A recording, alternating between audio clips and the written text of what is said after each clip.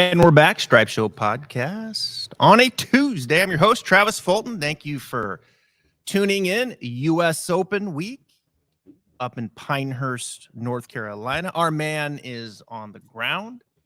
Got to get right to it. Major championship, baby. Keith Stewart at Read the Line, coming to us live from Pinehurst. How you doing, buddy? Oh, man, I'm feeling hot. I'm feeling excited.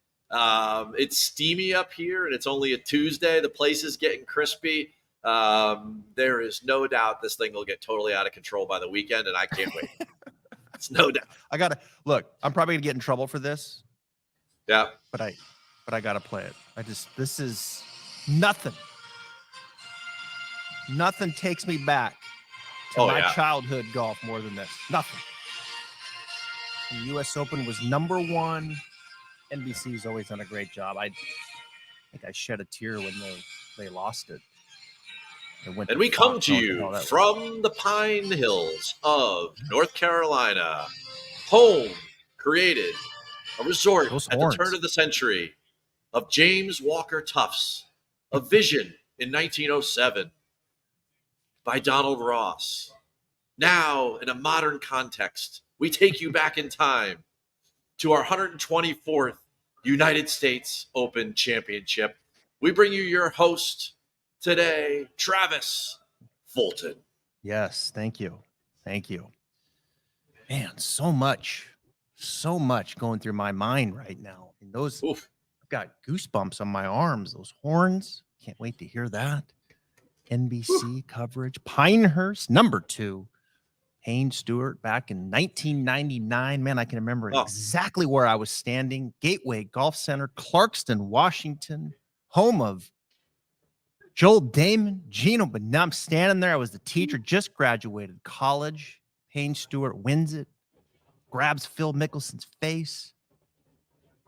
And then, gosh, you fast forward and Payne dies in October 25th. That was right before I left for Phoenix. And man, it's just so much there. You fast forward, you go to 2014, Martin Kaymer wins by 8.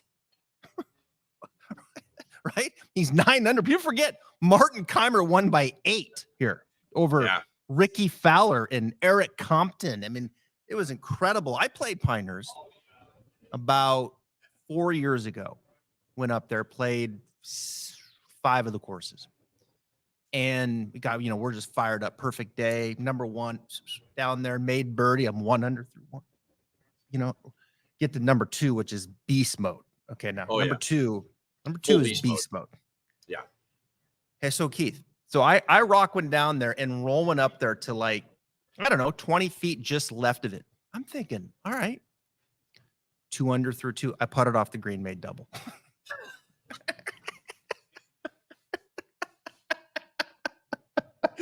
True story.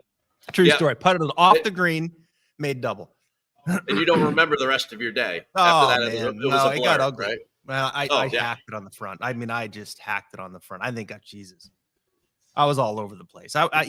This course, right? And I want to get to the course here in a second, but it's real stuff. I got a lot of questions I want to ask. We're going to get into this. We're going to try to figure out a way someone wins this other than Scotty Scheffler. Let's go. But you're on site. Yeah. And the initial reports, things are getting a little crusty already, starting to dry out. Yeah. Might lose control of this thing. What are we looking at here? What's the course look like? And then the second thing is, Keith, how big are the fairways, right? Because because in my mind, how far can we go here in the type of player? Do we need someone that's really accurate and long, or can we hit get it offline a little bit, like maybe bring a Cam Smith into play? All right, so let's just go with what we know. All right, before the tournament starts here, we are going to get a firm and fast test. We know that right now. We have high sun, not too windy. Humidity's coming in. It's going to approach 100 on Friday. So this thing is really going to start to bake out. This is why they changed the agronomy over to Bermuda. And if we just talk about it in a vacuum, the skill sets that we were looking for coming in, where first and foremost, we want approach play. It's a U.S. Open, 175 yards or more. We're looking at almost 60% of the approach shots. The second thing, you look at those turtleback greens and what we know from the 3 additions earlier, 99, 2005, 2014, is that you have to be really, really savvy with your short game. And I would say the third thing is that you have to be a cerebral player, the type of guy that's going to win at a Players or in an Open Championship or Augusta National Golf Club. You have to really, really understand. Like when you talk about game plan, Keith, what do you mean? Martin Keimer said at the beginning of the week he was going to putt every time from off the green. Mm-hmm. And he was stubborn enough to stick to that, and it worked out for him. Right now, the most interesting thing that I learned kind of coming in, if I feature those three things as far as like building out my betting card, was that every time we go to these major championships, they're always changing something. They've literally changed nothing here. It's the same length. It's the same tee boxes. Everything's the same other than the agronomy, which is a major change, don't get me wrong. But the physical challenge of how long it is, they haven't changed. But what they have done is that they've taken these wiregrass bushes and they've increased the planting volume in and around the landing areas off the tee. So if I add a fourth skill based upon what I'm seeing when I walk around, is it just looks like there's a lot of vegetation right around 300 yards on all of these fairways. So total driving, somebody that is long, they're going to have to be long, par 70, 7,500 yards. But who's the most long and the most accurate? Now, I know that I just gave you Scottie Scheffler's resume, but those are the skills I'm looking at, and it's firm. It's a firm and fast version of that. That's what we see. Mm-hmm. Can you get into these troubled areas off the tee where you feel like, all right, maybe I can advance it, maybe I can't, but I'm gonna try to advance it anyway, swing and whiff, easily make a double? I mean, is it kind of like that, or is it, well, you're either in it or you're not? I think, they asked Victor Hovland this morning a question, and he didn't really answer it. They also asked John Rahm the question. They said, when you get off the fairway, do you feel like it's 50-50 that you could be lucky? Mm-hmm. Do you feel like, could you put a percentage on it? And they both said it's really situational. Rahm's way of answering the question was like, he goes, it's interesting to me. Some fairways, one side is really, really, has a ton of vegetation. And then the other side, it's a little more barren. And then the next hole, it could be vice versa.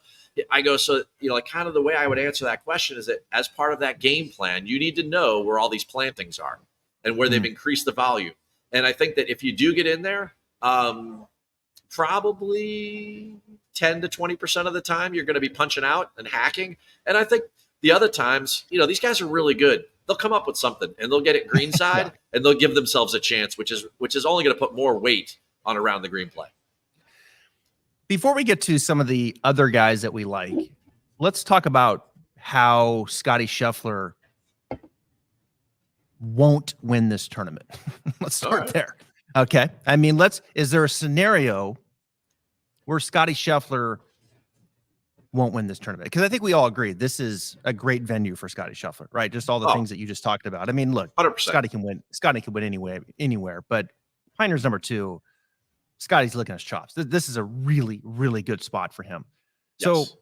So, what needs to happen? Well, I mean, he's probably got to get into some of these new areas that you're talking about and come up with a couple double bogeys. But even with that said, he made a triple bogey last week at Memorial and still won.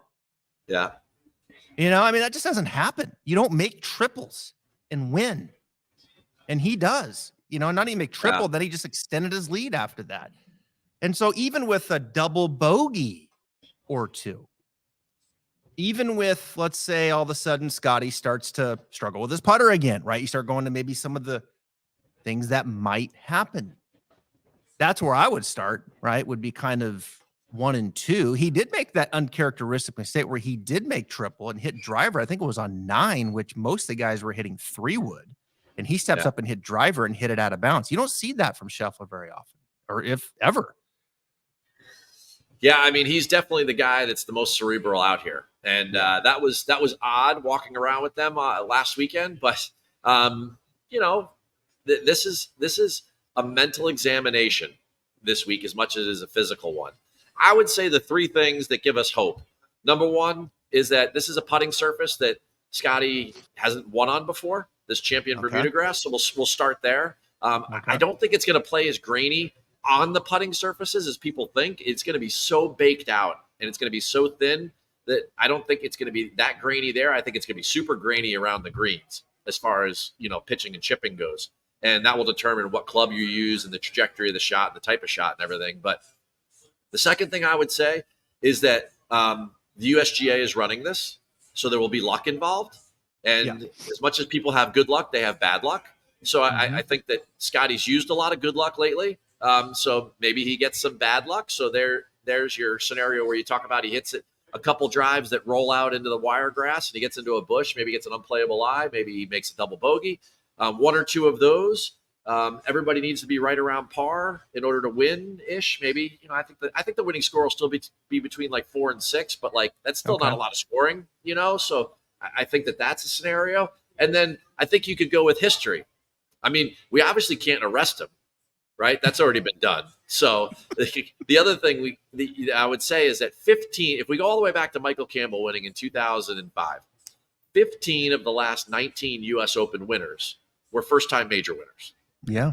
So there seems to including the last 5, right? U.S. Open, including the last 5. Yeah. So there seems to be some level of randomness to what happens here. And we saw it, 3 weeks ago at Lancaster Country Club. When the USGA sets it up and puts the golf course on that much of an edge, people are going to get some bad breaks. And when they do, I mean, at Lancaster Country Club, they had the top 10 ranked women in the world, of which 9 of them were on property, right? They averaged in the first round 5.5 strokes over par. Like, in what world does that happen? In what world do you get 9 of the top 10 men in the world on any golf course, and they're going to average, as a collective group, 5.5 over par?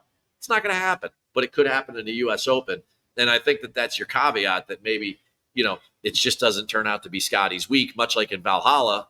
Now, granted, those were outside, circumstances, but still just didn't turn out to be his week. It takes a lot. It takes a lot to win these things, especially back-to-back or a couple in a year. Last 5 U.S. Open winners, of course, Wyndham Clark last year, first-time major championship winner. Then Fitz in 22. Rahm, remember, that was his first in 21. Bryson in 20. Yep. And then Gary Woodland in 19, all first time. All right, so let's start with that. First-time winner, the first-time major winner this year, more likely to do it. Let me give you 3 names: Victor Hovland, Ludwig Aberg, and Sahith Theegala.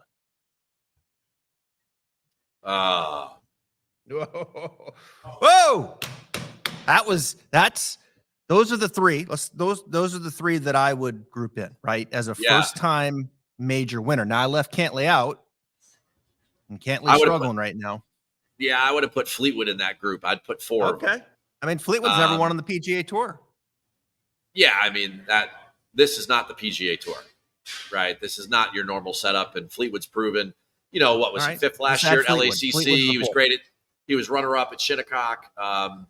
He's a great Scottish-style player. I mean, let's just talk about real quickly the golf course. This is Donald Ross, 1907. He had just come over from Royal Dornoch. There's so much influence here in the ground game. And Tommy Fleetwood is world-class player when it comes to those types of shots, whether it be on a fair point. So I'll put all 4 of those guys in there. Okay. And I would say that oddly enough, all right, so they each have one big weakness. With Victor, we're not convinced that the short game is back. With Ludwig, he's not back, right? Mm-hmm. With Ludwig, I don't consider the short game as much a problem as the injury. And then with Sahith, there is no short game as far as what we've seen in 2024. And then with Fleetwood, the only thing you could say is that he just hasn't won on the PGA Tour. Well, to me, that sounds a lot better than some of what these other guys are dealing with. But as far as picking one of the 4 of those guys, I'd go with the kid. I mean, he almost go with Ludwig. Okay. Yeah, I'd go with Oberg. Yeah. I'm not personally, but to answer your question, that's where I'd go. Yeah. What do you got? I like that question. What do you got for me? Yeah, it is, right. It's interesting, right? Like it's an interesting look. Like, okay, that's not going to happen this year. Well, it's happened in the last 5 years. Yeah, I mean, it's happened in the last 5 years. Yeah.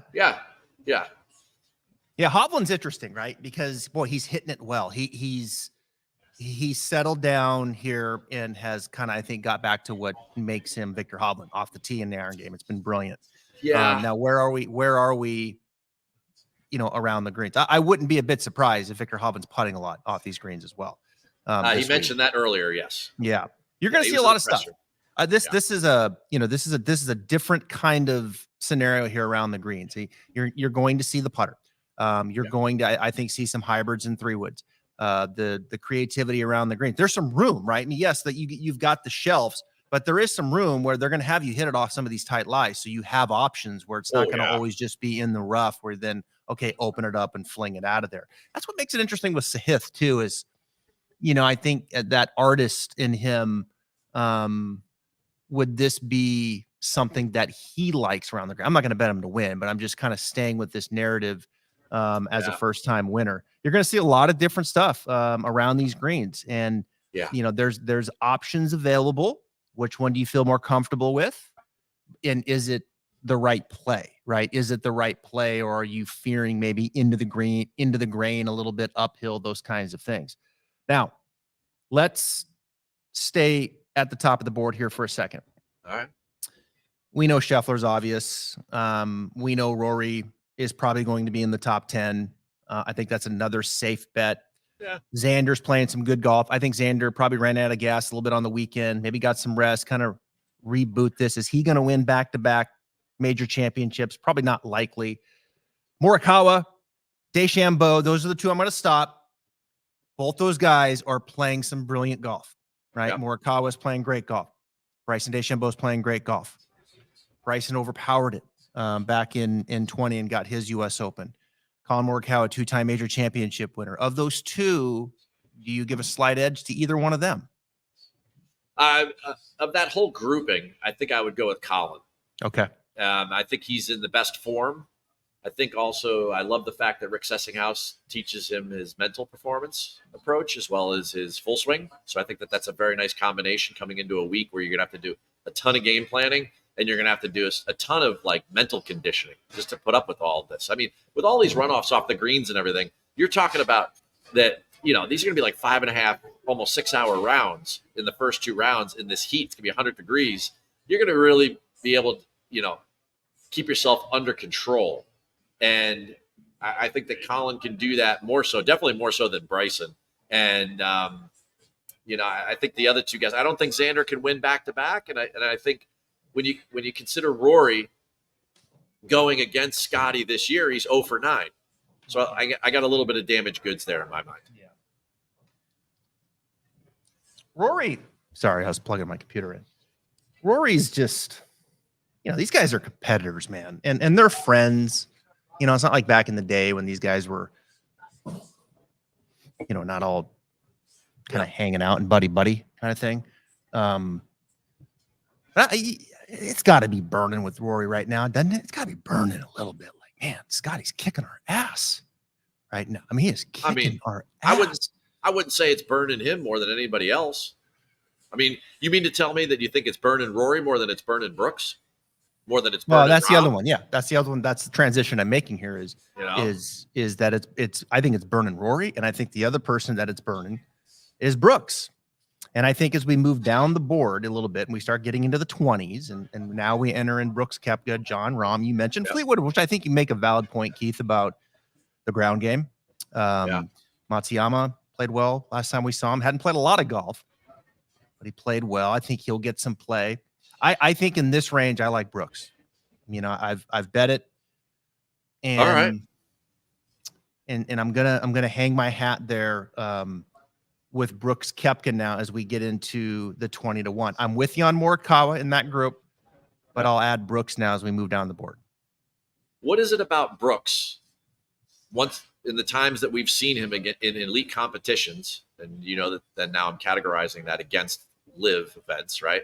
In the first 2 majors, what is it that you've seen Brooks do that gives you faith to put your money down? Well, I mean, he's won U.S. Opens before. He's won 2 of them. Well, right. And so, Rory won a U.S. Open. Rory won a U.S. Open. Right. I put some validity into form coming in. I don't think Brooks is that far off though. I mean, he has one on live. Rahm won a U.S. Open. Yeah, but Rahm's got club foot, right? No, then he's got in his toe. He's got turf toe, right? He's definitely injured. All right, how about Jordan Spieth's won a U.S. Open? Yeah, but Spieth is way more volatile than Brooks Koepka. I mean, I'll put way more money on Brooks than I will Jordan Spieth, especially on a golf course like this. I understand that, but Brooks has finished 45th and 26th. No, I get that. Majors this year. Yeah, I get that. I don't think it's been his best form, right? This year, but it doesn't always play out that way. And for a guy that preaches win equity as much as you do, I think that has an experience. I do think that has some value when it comes to major championships. Brooks Koepka is wired for U.S. Opens. I mean, this is the kind of golf that he likes. He likes to go out and mix it up, and it's tough. And he knows that a lot of the field is going to get wounded just mentally. It's going to beat him down. Wounded. Right? I love that. Yeah. And so like Brooks, this is his deal. And it's no fluke that he's won 2 of these. He's healthy. Now, I think I would admit he hadn't played great as Brooks Koepka standards as we've seen in the first 2. But it's Brooks Koepka. He can be dominant with the driver. He can get that fade going. His short game is very good. I like around the greens, I don't worry about Brooks, and he can get it going with that putter. So I just like his style. I don't think he's that far off from a form perspective. And so as we get into the middle of the board, some win equity, Brooks Koepka is my guy in what I think is going to be a tough test in U.S. Open. It's going to be tough. Yeah. I mean, it's going to be tough. It's going to be oppressively hot. It's going to be 6-hour rounds on Thursday and Friday. It's going to be high sun, claustrophobic amongst the pines. I mean, where else are we going to go? Like, where else are we going to go as we start getting down into this part of the board? Like, Jon Rahm's injured. All right, Fleetwood, I'll give it. He can play the ground game. The dude's never won on the PGA Tour, never won a major. Give me Koepka. Matsuyama, all right, yeah, I'm intrigued. Cam Smith, I'm intrigued. I like them at the PGA. Are the fairways wide enough for him? He's a guy that's performed decent. Fitzpatrick's got a U.S. Open. I'll pass. JT, I'll pass.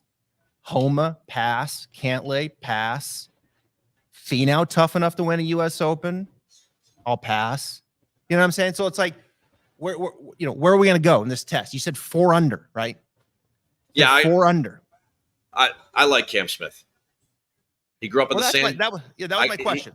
He grew up on the sand belt, right? Yeah. So he's used to this type of texture of ground. Okay. He's used to playing places like this, right? And when you start to break down, like, well, what's the skill set that's really needed? You are basing your Brooks pick off of Brooks playing well in U.S. Opens at places like Shinnecock, right? Like that's what you're thinking about. You're thinking about Brooks in the similar scenario to him at Pinehurst number 2, or you're thinking about Brooks early in his career in 2014 coming in 4th, at the last version of Pinehurst number 2 here in the U.S. Open. He was even, I think. Yeah, you could do all of those things, right? So if we go down that road and we know what we need, then I think that when you have a score that's right around somewhere between even par and, let's say, 5 under, that these guys that are incredible short game artists now become so live in all of this. And if you go back to that leaderboard from what I've got it here. When you go back to that leaderboard from 2014, right, you've got Keimer, and then you've got Fowler, and you've got Keegan, great short game guy. Koepka, great short game guy. J Day, great short game guy. You go down to T9, you got Snedeker, you got Adam Scott. You go down to T12, you've got Marcel Siem, right? Remember him, right? You got Kuchar, you got Jay Rose, Furyk, Kevin Na. I mean, all these guys are guys that just hang around when it's not 80 million under par, right? And I love the fact that Cam Smith won at St. Andrews, and he won with lag putting, and he won with an ability to score on the ground, which is so important, and which is what we don't see. I mean, year after year, you talk about those 5 guys that won those U.S. Opens. I mean, that was just blast away every year. And we're going to see something a little bit different. This is a little bit different beast. And I think you really, really need to be good in and around these greens, much like you needed to be at Augusta National back in April, because it got so baked out and so windy and everything over the weekend. It's going to be a similar sort of challenge like that. And there's another similarity that I've mentioned to a couple other people, which I think really draws, I mean, it furthers Scotty's case like times 10. But one of the major comp courses here is anything that Pete Dye has done. And his masterpiece is TPC Sawgrass, the stadium. I heard a lot of Sawgrass stuff. Yeah. Okay. So Cam's okay there too. He's done okay there, and he did it there in 2022 when it was in the worst possible conditions, right? Yeah. Scotty's won there back-to-back. But the reason why they are so tightly correlated is that there's this guy named Pete Dye. He served in the military, and he served at Fort Bragg up here in North Carolina. His commanding officer used to play golf at Pinehurst. Back in the 40s, Pete used to drive him down here. He spent almost a year down here playing the golf course and studying it. Now, this is when he served. This is before he became a world-class golf course design man, right? There's tons of influences in what Pete does. Now, everyone says, well, Keith, that's crazy. We're looking at Wiregrass and all this other stuff this week, and like Pete Dye likes bulkheads and steps in his bunkers to get in and out. Like, but that's the point. Like, if you take away, if you wipe away, right, all the sharp edges and everything that Pete likes, and, Donald Ross up here, it almost looks like watercolors versus stencil, right? Like how everything kind of like morphs and blends into one another, but it's the same sort of challenges. You have to be super strategic. You have a lot of diagonal penalty areas or hazards. You have a lot of switchback holes. I mean, there's a ton of switchback holes. You play, the stadium course all the time. You got to hit it left to right off the tee, and you got to hit it right to left to approach the green. That's a switchback, right? You have these really creative green complexes that, they aren't challenging once you get on them, but in and around them, they're so intricate that it really requires you to be good, to have around the green acumen. So I think that I get deep on Cam Smith here, and he's got the magic beans. That's the type of guy that can do something crazy, and that's what you're going to need coming down the stretch. And maybe you could beat Scotty by a half a stroke come Sunday if you could chip in or something. Well, okay, so let's go to strokes again around the green. Last 24 rounds. Yeah, there's Hideki, right? And so there's a guy that, man, he just got to, I think he got to sprinkle a little on Hideki. Webb, number 2, speaking of TBC Sawgrass. Colin Morikawa is 3. I'll tell you, Colin doesn't get enough credit for his improvement in the short game. He doesn't get enough credit. Over his last 5 starts, Travis, he's gaining over 2.5 strokes around the green, and he's gaining over 2 strokes with the putter, which would never happen, even when he was winning majors. So he deserves a ton of credit. Finau, man, he's been solid. Bezaden Hunt, if you're looking for maybe some odds, I think he could be one that you might look at into making the cut, top 20. Tommy Fleetwood, we know he can get it done around the greens. JT short game's been pretty good. Awesome. Cam Smith, we know. So the reason I bring up Cam Smith, and I like Cam Smith too, and I have bet him, so I like Cam Smith as well. But I think one of the narratives here is, boy, it's going to be hard to hit fairways. But not really. Like, these fairways are pretty big. Now, if you get off of them, now you got problems. So I think there's enough room for a Cam. I think Cam's is a good one here at this facility. We know his short game is brilliant. Yeah. Ground game, and I think the comparison over to when he won the Open Championship, the comp to players, you go back to Scheffler when he won. Schauffele was 2, Clark was 3. Matsuyama was 6. Oh, Matsuyama at Sawgrass he's exquisite. Yeah. Thigala was in the top 10. I don't know. Thigala's guy. Yeah. No, you're not going there. Okay. All right. I mean, I was at Memorial. It's just kind of like you're probably gonna bet Spieth, right? You're probably gonna bet Spieth and Keegan. Kind of go off those old vibes here back in 14. Spieth and I'm Keegan. Not going anywhere near Jordan Spieth. Did you not read me in Golf Digest last week? Right. All right. Let me ask you this. Okay, go ahead. Okay, so let me ask you this. Sepp Straka has been playing some really good golf. He plays tough golf courses as well. Do you give him much of a chance here? He's currently 70-1. I think that there's a lot of chatter around Sepp Straka. What makes me curious about Sepp was that why didn't he show up at Valhalla? That should have been in his wheelhouse. It was Zoysia. It was a ball striker's paradise, and he missed the cut. It wasn't even like, he just finished 40th, and it was like, like something didn't work out. Like, he missed the cut. It's a big stage. The switch to Bermuda would make me lean in that direction. But in that price range, I would be much more apt to get excited about a guy like, I don't know, Keegan Bradley or Harris English. Like, those would be the types of guys. I mean, Harris English has never missed a cut in the U.S. Open. It's the hardest U.S. cut Open in player. professional golf. Yep. Yeah, brilliant. And he'll do the things that you need, keeping the ball in play and putting and chipping and doing all this. Harris will be good there. And then, Keegan has just been playing really, really good golf. He's top 10 tee to green. He's top 10 par 4 scoring. He's not taking it. I really think he was really mentally had a huge setback in the fall from the Ryder Cup, right? And he didn't play good to start the season, but you look at him over his last like 8 starts or so, he's been really strong. He was runner-up at Colonial, and he is a totally underrated chipper and pitcher of the golf ball. He won his only major at Atlanta Athletic Club, which was on the same champion Bermuda grass. Keegan's a good putter. He's very high on the PGA Tour in birdie or better percentage. You know, like if you go back to 2014, only one guy made more birdies for the week than Keegan, and that was Martin Keimer. And Martin Keimer beat everybody by 8. So Keegan can score, right? I think he knows he needs to get on that President's Cup team. I think he knows he needs the points. That it's the popularity contest. He's not going to take a chance again. So I like Keegan further down the board for sure. The one thing you get with Harris is his putter can go ballistic and he can get you a top 20. Like that is Harris English can do that at a U.S. Open course. I mean, you go back to what he finished 8th. I think he finished 8th last year, something like that. Yeah, he finished 8th, but he was positive 10.3 putting, and so PGA Championship this year he was 18th, positive 7.6. Boy, he's just not hitting the ball good. His short game, I think, is subpar right now.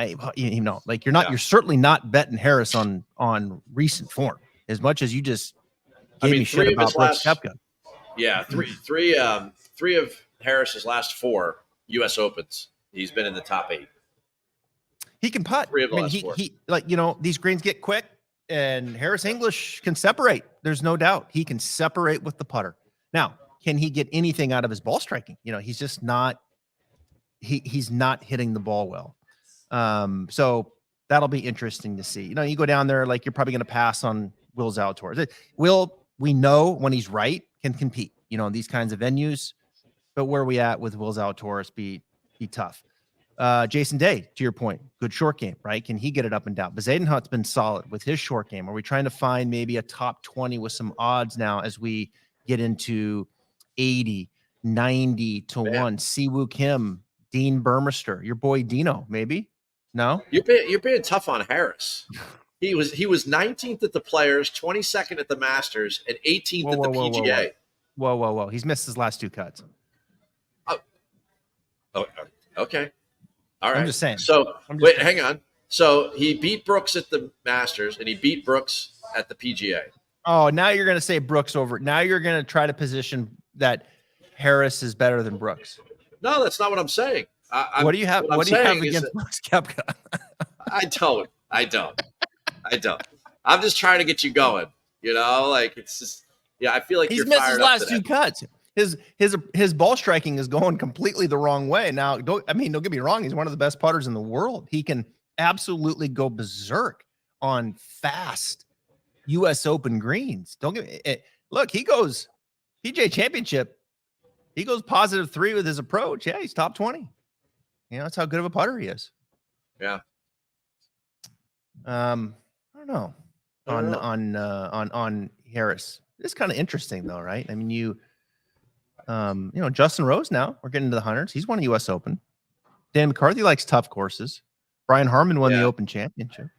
He was no good. How far are we in the gun? I mean, how far can we just, you know, we talked about last week that it just felt like, you know, these bigger names starting to play, bubbling up. All of a sudden, at the beginning of the year, we were talking how a lot of the big name players, they all had a weakness that we were, you know, just no one really was kind of hitting on all cylinders. But now the narrative as we get into June has changed. Scotty's putter's better. Colin Morikawa, his short game is better. Victor Hovland's back. I'm going to anticipate that his ball striking, you know, it wasn't just a short game. Victor Hovland was tinkering and lost a swing too. I mean, so he's starting to hit the ball. He wasn't that far off, but yeah, he's hitting the ball better. Short game's moving in the right direction. You know, kind of getting back to the basics with some of these guys. Now, there's question marks still with some other big names like Justin Thomas, like Dustin Johnson, but less question marks. It feels like at the top of the board. Would you agree with that? And that's where it just makes me feel like, again, big names rising. Ooh. How far can we push down to the board that really have a chance to win this? I mean, can Adam Hadwin played well? Adam Hadwin played well last week. Sergio got in. Aaron Rye, I mean, might be the most impressive statistically from a model standpoint that nobody's going to give a chance to win. He's 175 to 1. Okay. 3 guys right in the same price range. I'm going to take it that I couldn't get you to bite that hook. No, come on. Okay, go ahead. Go ahead. I mean, although the 2 gloves will come in handy for Rye this week because it's going to be humid. But let's talk about some real names here, right? Okay. All right. Alex Noren. Yep. Russell Henley, Tom Kim. Where are you going? I'll go. These are 3 names that everybody's talking about. Yeah. Right. That's a really good trifecta right there. What was the first one again? You said Henley, Kim, and Noren. Noren's got 9 top 25s in his last 10 starts. Yeah, I know. Huh. And Tom Kim starting to play better. Tom Kim is who's Tom Kim working with? I know he kind of jumped around there a little bit. I thought he was with Cam McCormick, but he was, and then I think he started working with Chris Como, but I don't know if that. I'm not sure. I think there's been a little bit of jumping around there when it comes to Tom, but he has played some good golf. Yeah, I mean, he's realistically good, you know. But so has Nord. So is Henley, though. I mean, Henley's ranked 7th in data golf rankings. That's ball striking there. I like Henley. He checks out Bermuda surface. That's his jam. Yeah. 27th at Memorial. Yeah. I think of those 3, I'd go Russ. I mean, I can't.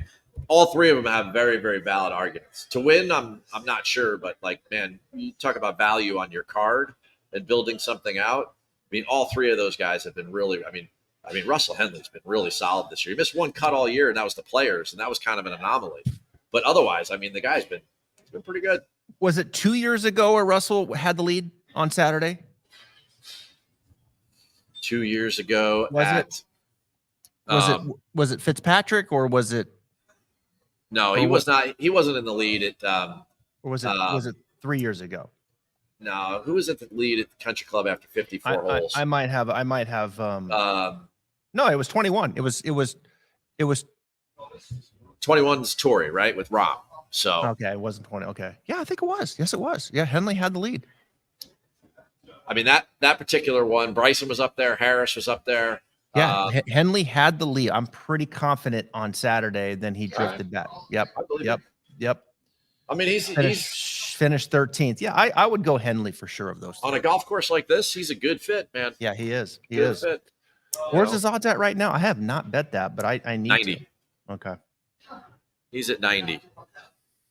As I'm looking at this, Noren is 110, and Henley's 90, and Tom Kim is 90. Wyndham, how about this? Wyndham Clark's odds are the same as they were last year, and he's the defending champion. It's interesting. Wow, it is. Yeah. Well, he's not playing very well. You know, Wyndham Clark, people forget, missed the cut. Last 2 U.S. Opens, comes in, wins, right? It's the next one. Yeah. All right, All right. I'm going to give you another one. Oh, boy. All right, because I enjoyed that one. All right. Minwoo Lee, Tony Finau, Tyrrell Hatton. Same price range again. A little bit lower, though. These guys are in the 70s, high 6s. Depends on where you're at. Again, I'm giving you names of people that, in my world, everyone's talking about, either from a DFS perspective or placements or guys that they feel like have some value and could actually be one of those, could be the 16th first-time major winner out of 20 years. 15 out of 19 is a huge trend. Minwoo, Hatton, and who? Finau.